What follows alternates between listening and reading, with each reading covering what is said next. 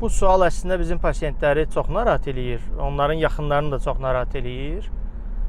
Əsas məsələ odur ki, mən asılı qalacam məsələsində əsasən belə olmur, amma bəzən ola bilir. Deyək ki, bu da neçənci epizod olduğuna bağlıdır. Biz dəfələrlə vurğulamışıq bu məsələni əlbəttə. Yəni, əgər bir neçənci epizodsa, burada artıq əlbəttə ki, uzun müddətli bir müalicədən söhbət gedir. Dediyim kimi, sadəcə depressiyaya aid desək, ilk epizodda 6 ay, ikinci epizodda 1-2 il, üçüncü epizodda isə 5 il və ya daha uzun müddət istifadə oluna bilər. Burada bunun anlaşılması lazımdır. Yəni, uzun müddətli müalicə əslində pasiyenti qorumaq üçündür. Yəni, başqa heç bir şeyə xidmət eləmir. Həkimin uzun müddətli dərman içəcəksən sözü.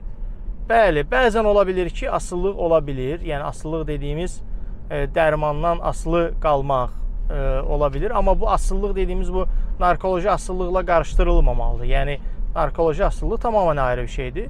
Dərmandan asılı qalma məsələsi ola bilir, bəli. Bunu mən hər zaman misal verirəm pasiyentlərimə. Yəni, diabet xəstəliyinə, şəkər xəstəliyinə ya da işte hipotiroidi xəstəliyinə, yəni zob xəstəliyinə bənzətə bilərsiniz. Onlar da uzun müddət dərmanlar içirlər, uzun müddət müalicə alırlar. O şəkildə bizim pasiyentlərimiz də bəzən ola bilir ki, uzun müddətli müalicə içə bilirlər. Burada bəzən ola bilir ki, şizofreniya xəstəliyidir.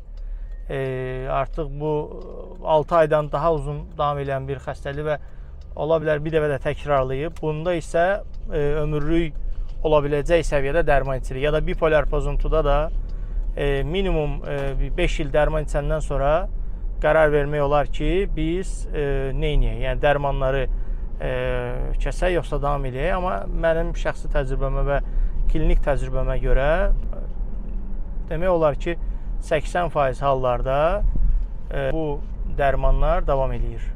Uzun müddətli davam edir.